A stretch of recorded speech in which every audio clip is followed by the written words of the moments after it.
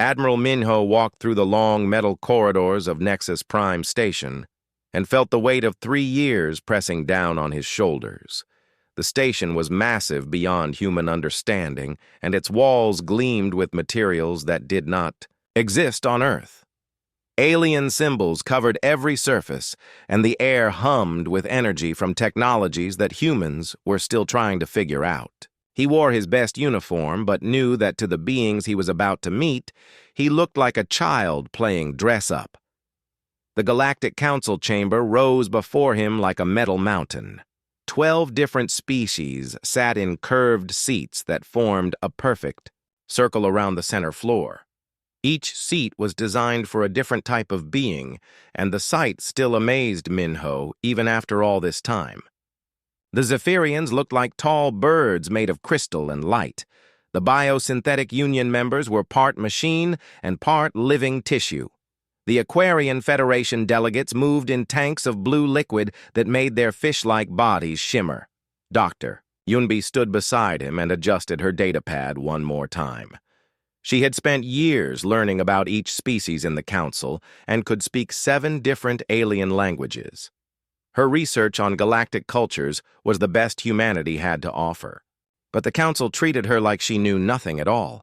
She had tried everything to make them understand that humans were not primitive, but every attempt failed. Chancellor Vexatar of the Hegemony dominated the center of the chamber. His species looked like huge lizards that walked on 2 legs, and their skin changed colors based on their emotions. Right now, his skin showed the dark red patterns that meant anger and contempt. His voice boomed through translation devices when he spoke, and every word carried the weight of someone who believed. He ruled the galaxy. "The humans returned to waste our time again," Vextar announced as Minho and Yunbi took their places in the small area reserved for petitioners. The word petitioners stung because it meant they were begging for favors instead of negotiating as equals. 3 years of their noise, and still they do not understand their place in the natural order. Minho had heard these words before in different forms. The Council believed that younger species should serve older ones, and humans were among the youngest to reach the stars. They had been spacefaring for less than 200 years, while some Council members had been traveling between worlds for thousands. This difference in age was everything to them, and they used it to justify treating humans like children. The crystalline collective representative spoke next. Their voice sounded like wind chimes in a storm and came from a being that looked like living glass, shaped into something almost human. Humans demand trade rights equal to mature species, but their technology is primitive metal and chemical reactions. They have nothing we need and want everything we have built over millennia. Dr. Yunbi stepped forward and activated her presentation device. Holographic images filled the air showing human achievements in medicine, agriculture, and engineering. She had prepared this presentation with care and included comparisons to show that human technology was different but not inferior. The math was solid, and the evidence was clear, but she could already see in their body language that they were not listening. Honored Council members. Yunbi began, "Humanity offers unique solutions to problems that have challenged galactic civilization. Our medical techniques have already saved lives among your populations, and our agricultural methods could feed billions. We ask only for fair consideration of our proposals." Vextar's skin shifted to a deeper red, and his massive head tilted in what humans had learned was their version of laughing. "The young species believes it can teach its elders. How amusing! What can creatures who still fight wars on their homeworld teach those who have known peace for generations?" This was always their argument, and it always made Minho angry. Humans did still have conflicts on Earth, but they had also united enough to reach the stars and establish colonies on dozens of worlds. They had overcome diseases that would have destroyed their species and survived natural disasters that would have ended other civilizations. But the Council only saw their struggles and never their victories. The Avian Republic delegate spread wings that sparkled with metallic feathers and spoke in a voice like singing. Perhaps we should consider their request for limited trade partnerships. Even young species may have some small value. Minho felt a moment of hope, but it died quickly when Vextar responded. Limited partnerships under our supervision with restricted access to our technologies and mandatory oversight of all their activities. They may trade only what we approve, and only with our permission. This is more than they deserve. The terms were worse than what they had offered last year. Humans would become servants instead of partners, and would have to ask permission for everything they wanted to do in space. Their colonies would be monitored constantly, and their ships would be tracked everywhere they went. It was not a partnership, but ownership. Yunbi tried again. These restrictions would prevent us from developing our full potential and contributing to galactic prosperity. Surely cooperation would benefit everyone more than domination. The biosynthetic union delegate spoke through mechanical vocal cords that made their voice sound like grinding metal. Young species must prove themselves worthy before receiving full privileges. Humans have shown no evidence of readiness for true galactic citizenship. Minho looked around the chamber and saw the same expression on every alien face. They had already decided, and nothing humans could say would change their minds. 3 years of careful diplomacy and patient negotiation had led to this moment, and it was all worthless. They saw humans as animals that had learned to use tools, and no amount of evidence would convince them otherwise. The final insult came when Vextar stood to his full height, which was nearly twice as tall as a human. His skin now showed the bright yellow patterns that meant amusement and superiority. The chamber fell silent as he prepared to deliver what he clearly thought would be the final word on this matter. Humans should be grateful for any scraps the Council deigns to offer these primitive apes, Vextar declared, and his voice carried clearly through the chamber. Your species crawled out of caves yesterday in galactic terms, and now you demand to sit at the table with your betters. Accept our generous offer or return to your small corner of space and trouble us no more. The silence that followed was complete. Even the constant humming of the station's machinery seemed to stop as everyone waited to see how the humans would respond. Minho felt something cold and final settle in his chest as he realized that peaceful coexistence was impossible. The Council would never see humans as equals, no matter what they achieved or how they proved themselves. He stood slowly and straightened his uniform one last time. His voice was calm and quiet, but it carried clearly through the vast chamber when he spoke the words that would change galactic history forever. Humanity withdraws from these proceedings. Do not contact us again. The chamber erupted in laughter as Minho and Eunbi walked toward the exit. The sound followed them through the corridors and into their ship, but neither of them looked back. They had come seeking peace and partnership, but they were leaving with something else entirely. They were leaving with purpose. 6 months passed, and the galaxy grew quiet in ways that made some beings nervous. The Galactic Council had expected angry messages from humanity or desperate attempts to restart negotiations, but instead they received nothing at all. Human ships that had once moved regularly along the major trade routes simply vanished from galactic traffic. The small human trading posts that sold unique Earth products closed without explanation, and their owners disappeared overnight. General Wonho stood in the command center buried deep beneath the mountains of Korea and watched displays that showed the movement of every human ship in known space. The room hummed with activity as thousands of people worked at stations monitoring communications, tracking resources, and coordinating the largest military buildup in human history.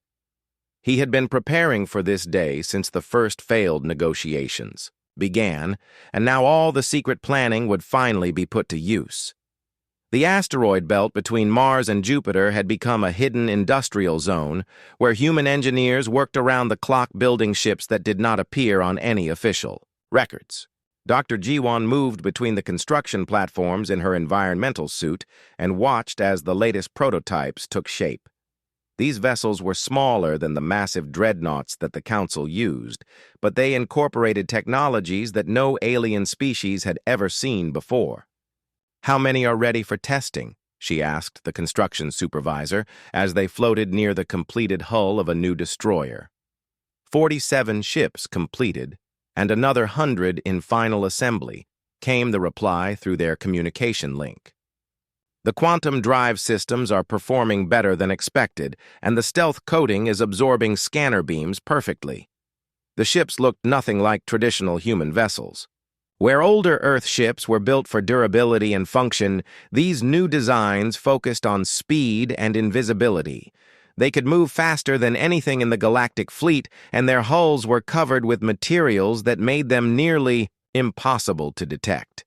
Most importantly, they carried weapons based on captured alien technology that had been improved by human engineering. Captain Hieri commanded one of the first completed vessels from its bridge and ran her hands over controls. That felt familiar, but operated systems that would have seemed like magic to humans just a few years ago. The Soul's Vengeance was her ship, and she knew every system and weapon it carried. More importantly, she knew how to use them in ways that the aliens who created the original technology had never imagined. "Take us to the testing range," she ordered her crew as they prepared for another trial run. The ship responded instantly to her commands and accelerated so smoothly that the crew barely felt any movement. Around them, space seemed to bend as the quantum drive engaged and reality shifted in ways that human science was still trying to understand. Commander Tae-hyun led teams of specialists who spent their time learning everything possible about the species that had rejected humanity's peaceful intentions. His people had been watching alien movements for years and mapping every important location in Council space. They knew where the military bases were hidden and which trade routes carried the most valuable cargo. They had studied alien psychology and learned how each species thought and reacted under pressure. The intelligence gathering had been incredibly easy because the Council members never suspected that humans were capable of advanced surveillance.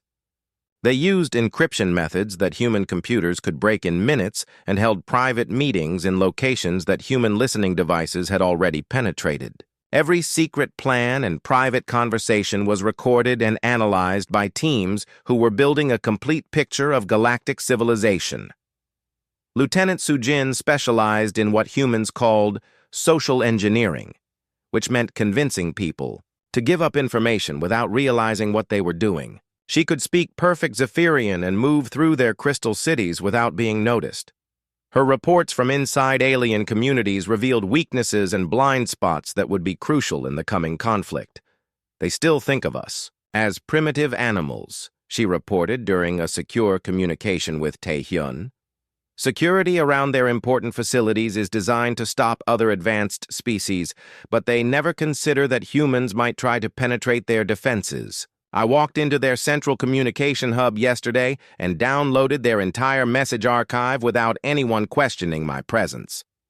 Back on Earth, Dr. Yunbi had taken on a new role as Strategic Intelligence Advisor and spent her time analyzing all the information that field teams collected. Her years of studying alien cultures now served a different purpose as she identified ways to disrupt galactic civilization without causing unnecessary casualties. She had become an expert at psychological warfare and knew exactly which actions would create the maximum impact on alien morale. The work was methodical and careful because humans understood that they would only get one chance to prove their strength. If the first strikes failed, the entire galaxy would unite against them, and humanity would face extinction. Every detail had to be perfect, and every contingency had to be planned for in advance. The Galactic Council remained completely unaware of these preparations. Chancellor Vexatar continued to boast about how he had put the arrogant humans in their place, and other council members agreed that the problem had been solved permanently. They noticed small disruptions in their normal operations, but attributed them to random equipment failures or minor criminal activity. When trade convoys reported brief scanner contacts with unknown ships, the reports were filed and forgotten. When communication relays experienced temporary outages, technicians assumed the problems were caused by solar radiation or component failures. When security cameras captured glimpses of vessels that did not match any known designs, the images were dismissed as sensor ghosts or optical illusions. Ambassador Krisnock of the Aquarian Federation tried to raise concerns about the growing number of unexplained incidents but found little support among other council members. During one session, she pointed out that human space had become completely isolated from galactic communication networks and suggested sending a diplomatic probe to investigate the situation. Vextar dismissed her concerns with a wave of his massive, clawed hand. "The humans are sulking like children who did not get the treats they wanted," he declared to the assembled delegates. "They will return when hunger forces them to accept our generous terms. Until then, we should ignore their tantrum and focus on more important matters." What the Council did not know was that every probe they sent into human space was intercepted by patrol ships that had been waiting for exactly this type of contact.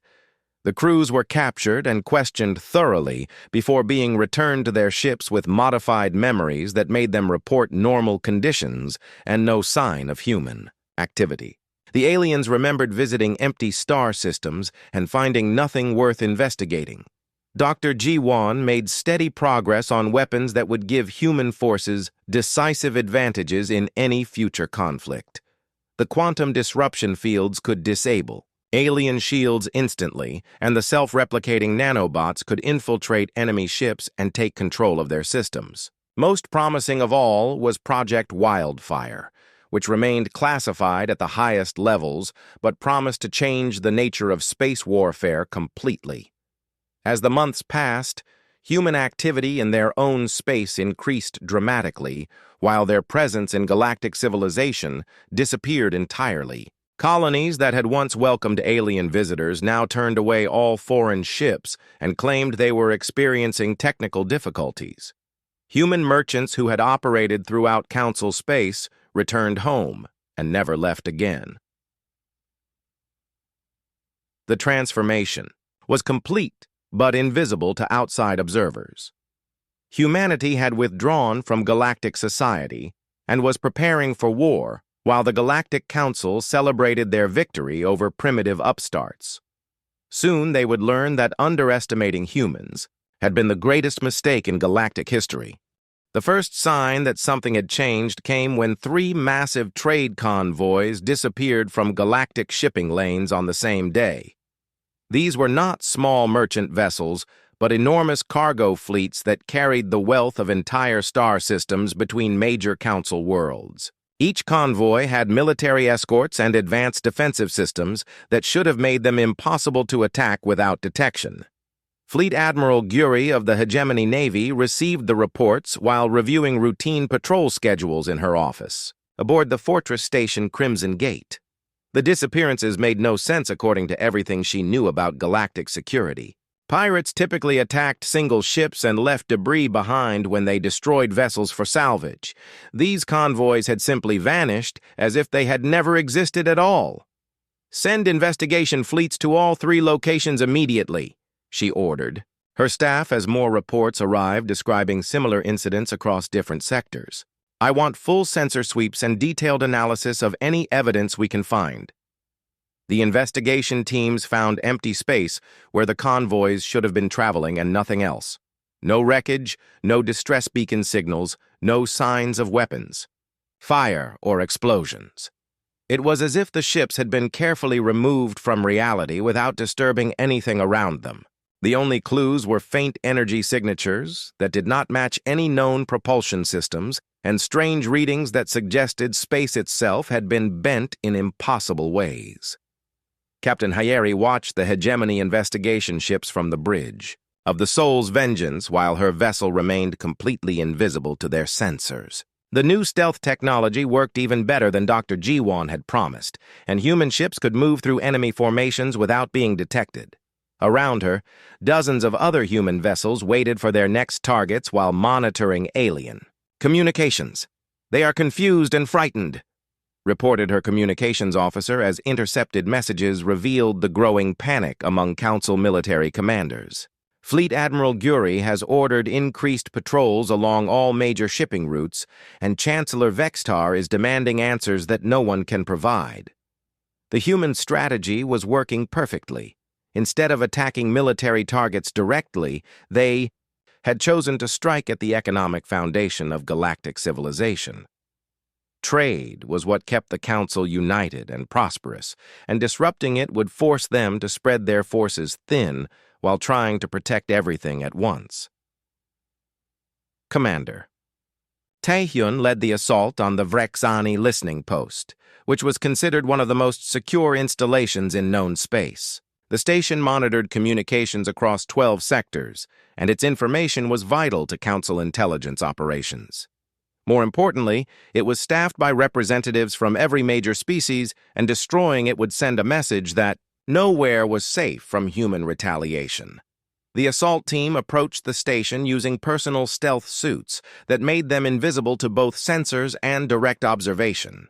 The aliens had built their defenses to stop massive fleets and armored assault vehicles, but had never considered that attackers might arrive as individual soldiers who could walk through walls using phase shift technology that Dr. Jiwon had developed.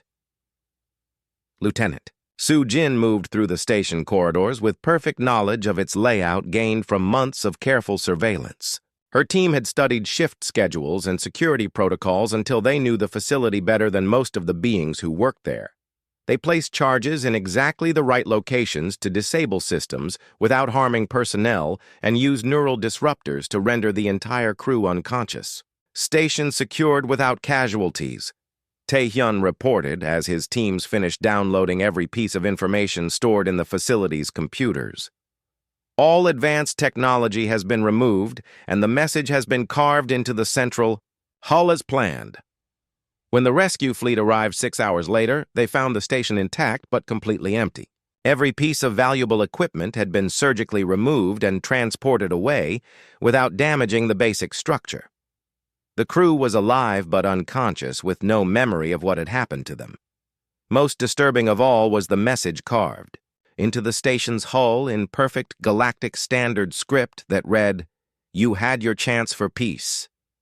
Counselor Threndell of the Avian Republic was the first to understand what they were really facing. She studied the reports from all the incidents and recognized the patterns that others had missed. The attacks were too precise and coordinated to be random and showed intimate knowledge of Council operations that should have been impossible for outsiders to obtain. "This is not piracy or terrorism," she announced during an emergency council session as holographic displays showed the locations of all the attacks. "This is a military campaign being conducted by a highly advanced civilization that has been studying us for years." Chancellor Vextar refused to accept her analysis, and his skin showed the angry red patterns that indicated his growing frustration. "Space pirates have stolen some of our technology and are using it against us. We will find them and destroy them, as we have done countless times before." But even as he spoke, more reports arrived, describing new attacks that demonstrated capabilities far beyond anything pirates could achieve. Human forces had begun targeting communication relays and supply depots with surgical precision that left military installations untouched while crippling the infrastructure they depended on. The strategy was brilliant and terrifying because it avoided direct confrontation while slowly strangling galactic civilization. Dr. Yunbi coordinated the psychological warfare campaign from her command center on Earth and watched as panic spread through Council space. The broadcasts featuring intercepted alien communications were having exactly the effect she had hoped for. Species that had considered their encryption unbreakable were learning that humans had been listening to their most secret conversations for years. "Phase 2 is ready for implementation," she reported to General Wanho as the first wave of attacks reached completion. Council forces are confused and demoralized while their leadership argues about how to respond. They still do not understand who is attacking them or why. The revelation came when Fleet Admiral Guri finally connected the disappearances to humanity's withdrawal from peace negotiations. The timing was too perfect to be coincidental, and the precision of the attacks suggested planning that must have begun years before the final diplomatic breakdown. She realized with growing horror that humans had been preparing for war while pretending to negotiate for peace. Her report to the Council created chaos among the member species, as they understood for the first time that they were not facing random criminals, but the species they had dismissed as primitive animals.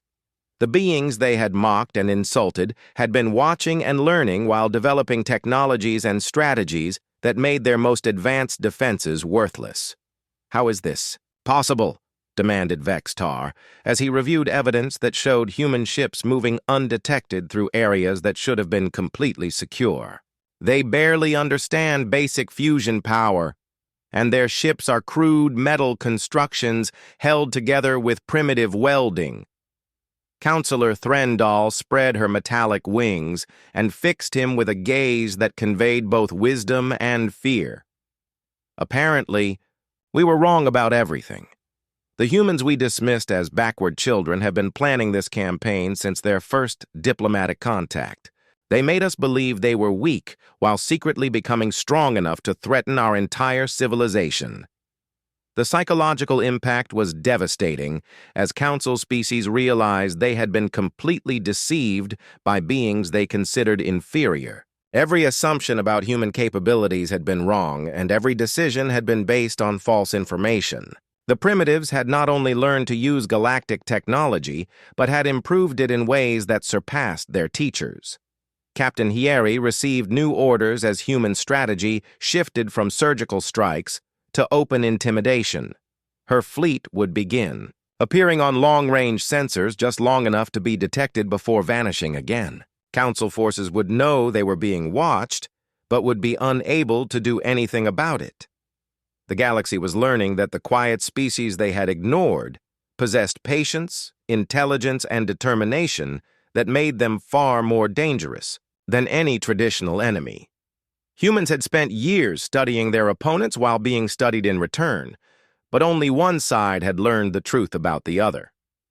War was coming, and the Council was finally beginning to understand that they were not prepared for the enemy they had created through their own arrogance and prejudice. Chancellor Vextar stood before the largest war fleet ever assembled in galactic history and felt his confidence returning as he looked at the massive ships that filled space around Nexus Prime Station. 800 vessels from 12 different species had answered his call for a decisive strike against humanity. The fleet included dreadnoughts that could destroy planets and carrier ships filled with fighter craft that moved like deadly insects through space. "We will show these primitive apes what happens when children challenge their betters," he declared to Admiral Korthan, who would lead the assault on the human colony of New Busan. "Destroy their settlement completely and leave no survivors. The galaxy must see that defying the Council brings only death." Admiral Korthan had fought in dozens of campaigns against rebellious species and had never lost a battle. His flagship was the Terror of Stars, a massive vessel that carried enough firepower to level continents. He studied the intelligence reports about New Busan and saw nothing that concerned him. The colony was defended by a few orbital platforms and some patrol ships that posed no threat to his overwhelming force. "The humans chose their fate when they refused our generous terms," Korthan replied as his fleet prepared to depart. "After we finish with this colony, the survivors will beg for the mercy we originally offered them." The journey to New Busan took 3 days, and the fleet maintained perfect formation as they approached the human star system. Long-range sensors showed exactly what they expected to find: a small industrial colony with minimal defenses and no sign of the advanced technology that humans had supposedly developed. The settlement looked vulnerable and unprepared for the destruction that was coming. Colonel Jawan monitored the approaching fleet from his command bunker buried deep beneath the colony's main city and allowed himself a cold smile as he watched. The massive ships move into attack position. The aliens had taken the bait perfectly and were about to learn why humans had chosen this particular world as the site for their first major defensive stand. "All defensive systems are online and ready," reported his tactical officer as hidden weapon platforms across the planet's surface came to life. "Fleet units are in position and waiting for your signal." The Battle of New Busan began when Admiral Korthan ordered his ships to move into bombardment formation. The colony appeared defenseless as his vessels approached, and he felt satisfaction, knowing that this victory would restore Council prestige. Then the planet's surface exploded with weapon fire that came from installations that had been completely invisible moments before. Captain Yeri led the human reinforcement fleet as it emerged from quantum stealth directly behind the Council formation. The aliens had been so focused on the colony that they never detected the ships waiting in dimensional space just outside normal reality. 50 human vessels materialized simultaneously and opened fire with weapons that tore through enemy shields like they were made of paper. Dr. Jiwon's quantum disruption technology worked exactly as designed and disabled the massive alien ships in seconds. The proud dreadnoughts that had terrorized lesser species for centuries suddenly found themselves helpless as their defensive systems failed catastrophically. Human ships swarmed around them like predators attacking wounded prey and destroyed vessels that should have been impossible to damage. "Impossible!" Admiral Korthan shouted as he watched his fleet disintegrate around him. "Our ships are the most advanced in the galaxy. No primitive species should be able to penetrate our defenses." His communications officer looked up from her station with terror in her multifaceted eyes. "Admiral, their weapons are using principles we do not understand. They are not just defeating our shields, but making them work against us somehow." The human attack was unlike anything in galactic military history. Instead of trying to overpower enemy defenses, they used technology that turned those defenses into weaknesses. Shield generators became bombs that destroyed the ships they were meant to protect. Navigation systems began steering vessels into collision courses with their own allies. Weapons turned on their operators as human nanobots infiltrated every system. Colonel Jaewon watched from his bunker as the space battle raged above the colony and felt pride in what humanity had accomplished. The defensive grid that had seemed like scattered installations was actually a coordinated network that could focus the firepower of an entire planet against any target. More importantly, it was completely hidden until the moment it activated. Commander Tae-hyun led boarding parties that used phase shift technology to walk through enemy hulls and capture ships from the inside. His teams moved like ghosts through alien vessels and disabled crews with neural weapons before they could react. Within minutes, some of the most powerful warships in the galaxy were under human control and turning their weapons against their former allies. The battle lasted 4 hours and ended with the complete destruction of the Council fleet. Admiral Korthan sent a final message before his flagship exploded around him. "They are not primitive. They are apex predators who have been pretending to be prey." News of the defeat spread through galactic civilization and created panic among species that had never experienced military failure. The invincible Council Navy had been destroyed by beings they considered barely capable of spaceflight. 3 species immediately opened separate communication channels, with humanity requesting individual peace treaties. General Wonho launched Operation Thunderstorm as soon as the victory at New Busan was confirmed. Human fleets that had been waiting in hidden positions across the galaxy emerged simultaneously and began coordinated assaults on 7 major Council worlds. The attacks demonstrated strategic planning that spanned light years and timing that required perfect coordination between independent commands. Dr. Yunbi monitored the psychological impact as reports reached the remaining Council species. The careful propaganda campaign had prepared the ground perfectly, and many alien populations were already questioning their government's decision to reject human peace offers. The broadcasts showing intercepted communications proved that their leaders had been lying about human capabilities and intentions. Public opinion is shifting in our favor across most council worlds, she reported to Admiral Minho, who had been promoted to overall command of human military operations. Several species are demanding that their governments negotiate immediate surrenders rather than face the same fate as the hegemony fleet. The speed of human conquest was breathtaking and terrifying to witness. Planets that had never been successfully attacked in their recorded history fell within hours as human forces demonstrated capabilities that seemed to violate the laws of physics. Ships appeared from nowhere, weapons penetrated impossible defenses, and soldiers walked through walls as if they were made of air. Captain Yeri received command of a multi-species fleet as defeated alien crews volunteered to serve under human leadership rather than face continued resistance. The psychological warfare had been so effective that many Council military personnel believed humanity offered their only chance for survival in the new galactic order. Lieutenant Sujin led intelligence, operations that turned captured alien facilities into human command centers. Her teams had studied Council technology for so long that they could operate alien systems better than their original designers. The transformation was so complete that some planets switched sides without their populations realizing what had happened. Counselor Threndal watched her civilization crumble and realized that the Avian Republic faced a choice between surrender and extinction. She had warned about underestimating humanity, but even she had not understood the true scope of human preparation and capability. The species that had seemed primitive had been planning for total war while the Council celebrated their own superiority. "We created this situation through our own arrogance," she announced to the emergency session of surviving Council members. "The humans offered us partnership and we demanded submission. They showed us respect and we gave them contempt. Now we face the consequences of treating potential allies as enemies."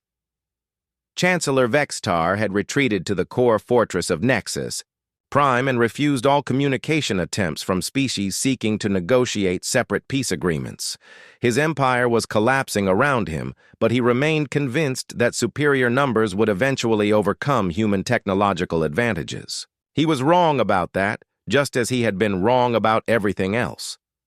The galaxy watched in amazement and terror as the species they had dismissed systematically dismantled the greatest military alliance in galactic history. Humanity had gone, from rejected petitioners to galactic conquerors in less than a year, and their victory seemed inevitable. But Admiral Minho had different plans for the final phase of the war. Conquest had never been the goal, and humanity was about to prove that they were as generous in victory as they had been patient in preparation. The siege of Nexus Prime began at dawn, Galactic Standard Time, and ended before lunch. Chancellor Vexitar had believed his fortress station was impregnable because it was protected by energy barriers that had never been breached in 1,000 years of galactic warfare. He was wrong about that, just as he had been wrong about everything else concerning humanity. Dr. Jiwan's phase shift technology allowed human marines to walk through the station's defenses as if they were made of light instead of solid energy. Lieutenant Sujin led the assault team through barriers that bent space itself and found themselves inside the most secure facility in known space without triggering a single alarm. The aliens had built their fortress to stop conventional attacks, but had never imagined enemies who could ignore the laws of physics. "Target the command center and capture Vextar alive," Sujin ordered her team as they moved through corridors filled with panicking alien personnel. "Intel wants him functional for the surrender ceremony." The hegemony guards who tried to stop them found themselves facing soldiers who appeared and disappeared at will while moving through solid walls like ghosts. Human weapons disabled their targets without permanent harm because Admiral Minho had ordered minimal casualties during the final assault. This was to be a capture operation that would end the war cleanly. Chancellor Vextar was found in his private command chamber still issuing orders to fleets that no longer existed. His skin showed the purple patterns that indicated complete denial of reality, as he refused to accept reports of his empire's total collapse. When human soldiers materialized around him, he actually seemed surprised that his perfect defenses had failed. "Impossible," he declared, while being fitted with restraints that would prevent any attempt at escape. "My fortress cannot be breached by primitive species who barely understand fire." Lieutenant Sujin looked at the massive alien leader with something approaching pity. "You spent so much time believing we were primitive that you never bothered to learn what we actually were. That was your first mistake and your last." The formal surrender took place aboard the human flagship Incheon Rising, which had been designed specifically for diplomatic functions as well as military operations. Admiral Minho stood in the main conference room and watched as representatives from every surviving council species filed in to sign documents that would reshape galactic civilization forever. Councillor Threndal approached the signing table with dignity intact despite representing a thoroughly defeated alliance. She had accepted reality faster than most and had already begun working with human negotiators to establish terms that would allow her people to maintain some autonomy. Her metallic wings reflected the lights as she signed the surrender documents. "The Avian Republic accepts full responsibility for our actions and formally requests consideration for membership in whatever new government humanity chooses to establish," she announced, while completing the surrender process. Admiral Minho surprised everyone by rejecting the assumption that humans intended to rule the galaxy through conquest. Instead, Dr. Yunbi presented the assembled delegates with a document that had been prepared months in advance and incorporated lessons learned from studying galactic civilization's failures. The Terran Accords establish a new form of galactic government based on actual equality between species regardless of age or technological development, Yunbi explained as holographic displays showed the proposed structure. Representation will be proportional to population and contribution rather than military strength or historical precedence. The terms were so different from what the aliens expected that many delegates required translation assistance to understand what they were reading.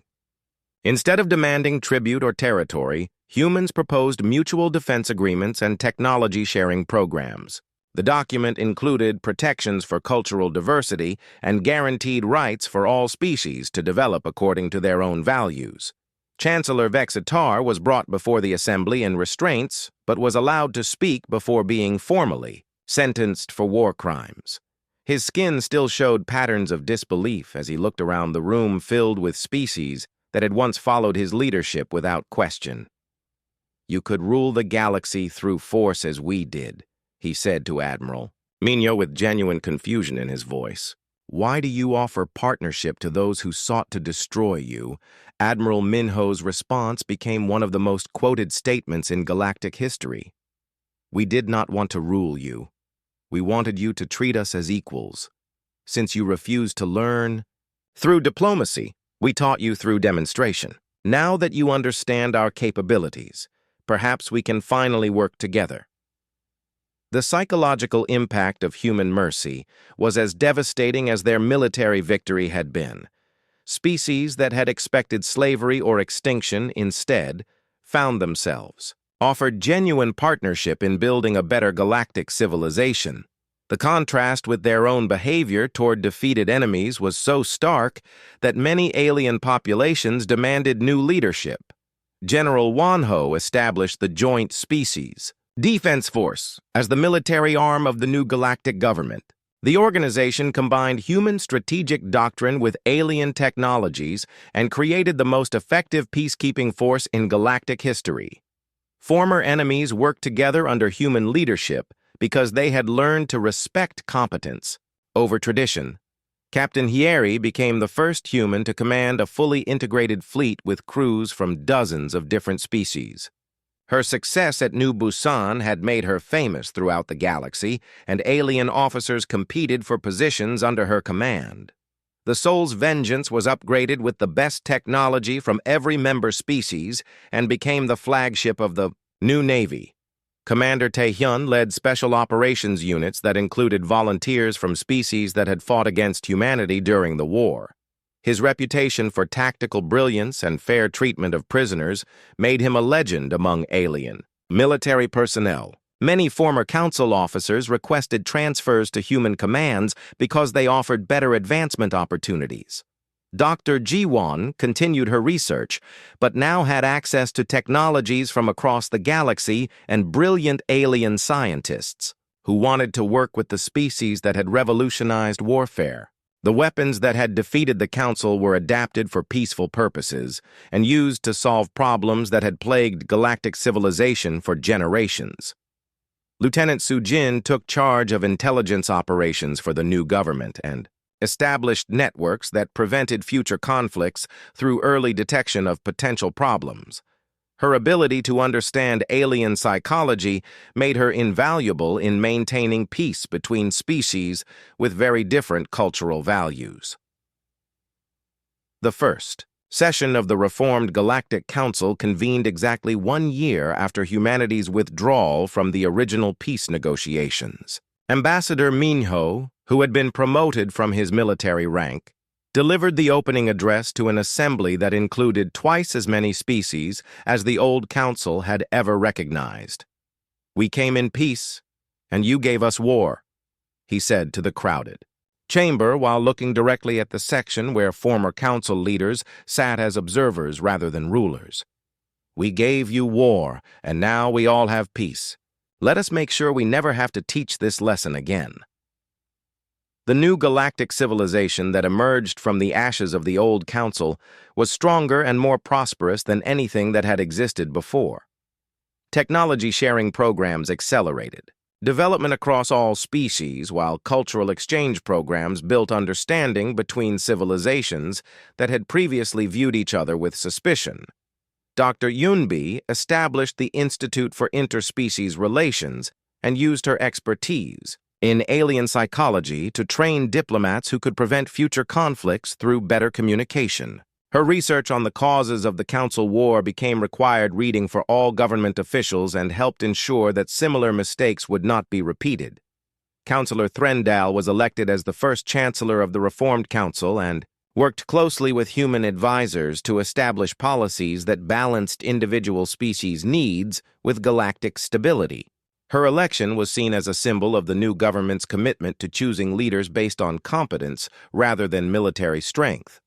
The galaxy had learned that age and size did not determine worth and that the most dangerous enemies were often those who had been underestimated for too long.